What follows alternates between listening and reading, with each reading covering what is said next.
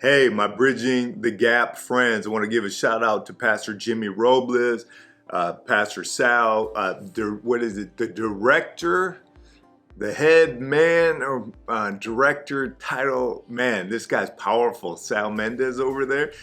Thank you for all you do, Sal, and all of you leaders of Bridging the Gap. Look forward to seeing you guys over there soon. I'm coming to you from SABA Studios here at San Antonio Baptist Association, and want to record this encouraging word for you. We're going to do an acronym, one of my favorite. It's about being fat, and I know we're not always wanting to be fat. I'm always working on being less fat. But years ago, I had this gentleman who was like, "Chad, can you be on a video for our annual clip?" And I was like, "Me? Why would you want me?" I was a lot younger then, but new in my faith, and I was like, I don't have anything to offer you, for being on your video. He goes, "Well, you're fat. That's why I want you on there." And I'm like, "What? But you want me on there because I'm fat? Thanks, man. Why are you calling me fat?" And he said, No, not that kind of fat. You're faithful, available, and teachable. And I was like, wow, man, that's awesome. I appreciate that. And that's why he wanted me on the clip. And that's what we need to do as leaders, is to be faithful, available, and teachable. And we need to follow well. I know many people think as leaders, why do you talk about being faithful and available and teachable? Well, when we're leading well, we need to model first. We can't scale anything. We can't multiply any leadership below us if we haven't modeled it. And many times we say, "I'm the leader, follow me, it's going to be amazing," but we haven't followed well. And so, and I know you've heard the quote, the best leaders are the best followers. And obviously if we follow Christ, that's important, the most important, isn't it? But we also have to follow and serve the vision of the places we are, wherever we're planted. Then we teach that to our people to follow well. So obviously for you and I both, we want to be growing in our faithfulness.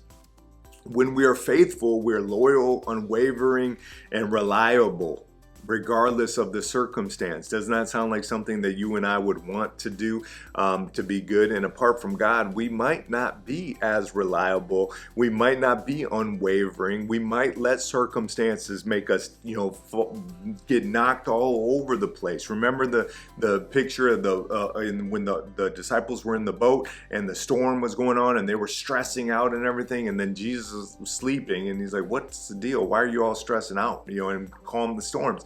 Well, that's what we need to be as leaders, to calm the storms, to never give up, to be focused, to be faithful, to not give up on God because he has not given up on you. Is that a song or something? I'm not going to try to sing, but you guys get the idea, right? To not give up on God because he hasn't given up on you.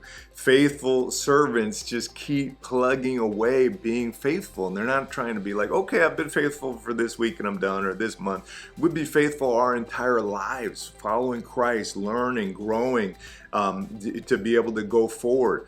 And faithful in small things, to be able to be blessed with big things. I take you to the scripture here of Luke 16, 10 and 12 before we kind of close up here.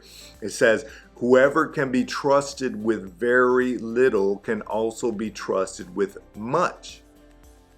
Whoever can be trusted with very little. Can we be trusted with little so that we can be trusted with more? Whoever is dishonest with very little will be also dishonest with much. So if you have been trustworthy in handling worldly wealth, who will trust you with true riches? And if you have not been trustworthy with someone else's property, who will give you property of your own? So to be great leaders, we often have to get good at handling the small things, be faithful with other people's things so that we can be trusted with our own. Hebrews 10:23 says, "Let us hold fast the confession of our hope without wavering, for he who promised is faithful." We got to be faithful. And lastly, in closing, 1 Corinthians 10:13 says, "No temptation has overtaken you that is not common to man. God is faithful, and he will not let you be tempted beyond your ability. But with the temptation, he will also provide the way of escape that you may be able to endure it. So endure it, fight through it, go forward in it. God is faithful. He will not put you in a spot that you can't handle. You are strong enough to handle this, to stay unwavering, to stay reliable, to stay consistent. And as we are faithful, remember, with the little things, sometimes we get so frustrated short term that we want to throw our toys down and quit, right? Like a kid.